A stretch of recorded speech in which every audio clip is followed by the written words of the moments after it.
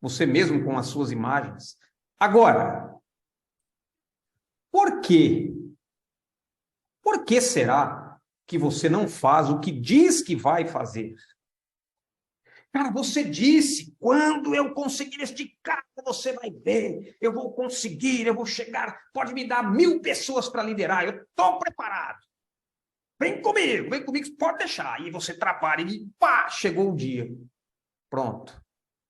Só o fato de saber que chegou o dia, só o fato de você saber, por exemplo, que você vai ter que se reportar a um gerente, por exemplo, pronto. Se você não controlar isso, você trava. Então, por que isso acontece? Porque você não vai fazer o que disse que ia fazer? Você não falou que quando você conseguisse o cargo, você faria, você iria para cima, você seria o melhor gerente, o melhor... E agora, por que você travou? 2 razões, apenas 2 razões fazem você não fazer o que você disse que ia fazer.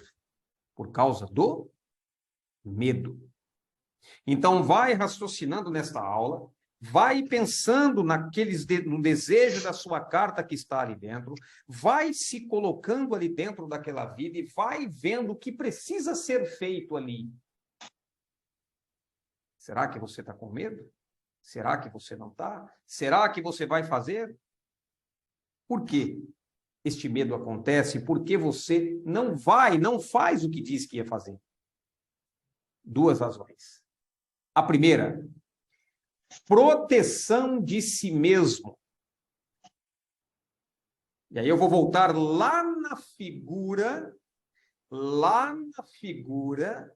do Homem de Ferro. Quem é o responsável em te proteger? É a sua armadura. A sua armadura, ela age assim ou ela age assado para protegê-lo das coisas que são desconhecidas? Por isso ela trava. Por isso automaticamente descarrega em você uma enxurrada química de confusões no seu corpo que você não faz. É algo novo. Você não se vê fazendo aquilo. Presta atenção no que eu disse aqui, ó, para você entender o exercício que vai ser feito. Você não se vê fazendo isso. Essa é a primeira razão. É algo novo. Então, o medo só se manifesta quando você vai fazer algo novo. Você tem medo de fazer algo que é costumeiro? Não, você já fez há tanto tempo você já faz. Você não tem mais medo. Agora, quando é algo novo, você tem medo. Segunda razão, você não sabe qual o seu medo. E isto é chamado personalidade. Vou dar um exemplo para esclarecer um pouco mais. Imaginemos que você iniciou uma profissão que é necessário gravar vídeos. Imagine essa situação.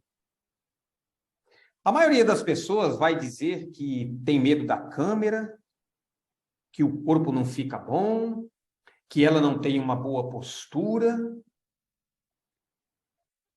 Agora, raciocina comigo. Olha aqui, ó. Você não sabe qual é o seu medo. Você precisa descobrir o seu real medo. No caso da gravação de vídeo, não é a câmera.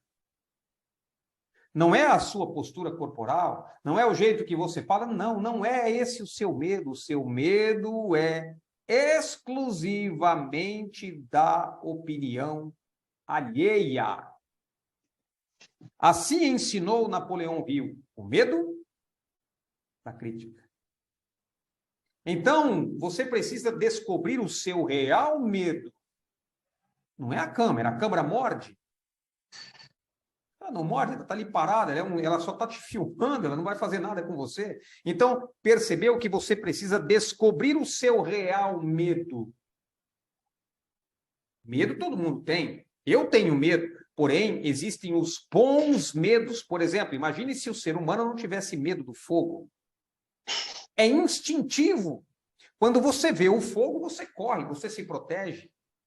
Agora, imagine se o ser humano não tivesse o medo. Então, existem os medos criados pela mente humana e os medos que são próprios, colocados por uma mente divina para proteger automaticamente o ser humano.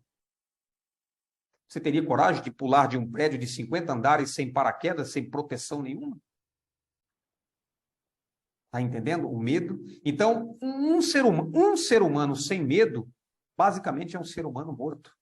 Ele olha um carro, ele olha um ônibus, é capaz dele atravessar a rua, porque ele não tem medo. Então, separe esses dois tipos de medo. Os medos instintivos, que fazem parte da sua programação, que fazem parte do seu corpo, e os medos criados por sua própria mente.